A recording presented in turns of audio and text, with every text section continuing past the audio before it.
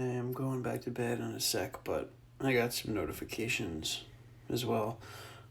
Remember what I broke down in my live stream? Talked about this in detail.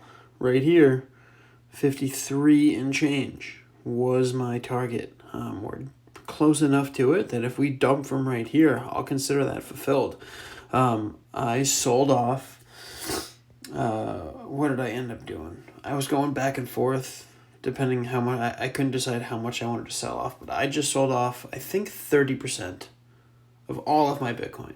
Everywhere. Not just my short-term trade, but everything. I'm going to close my entire leverage short-term trade here because this short-term trade, if you remember, I talked about this in the live stream. This was my 15x right here, this more recent entry. So right now I'm still at 7.25%. So 7.25%. 15 is 108.75. So essentially I'm going to make 108.75% by closing out my short-term trade right now, and then 30% of the rest of all of my long-term Bitcoin positions.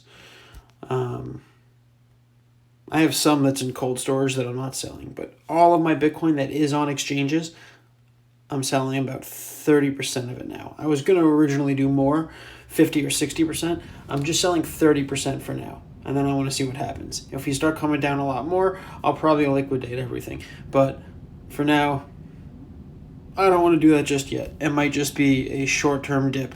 But the fact that with that short-term dip did start and started coming down pretty much exactly from my main target makes me feel pretty confident that that model is going to hold and we're going to come down a bit more. So let's see what happens. If we end up holding around 50K and we don't go below 50K, then we're going to keep going much higher. If we go below 50K, we're going to get a larger correction.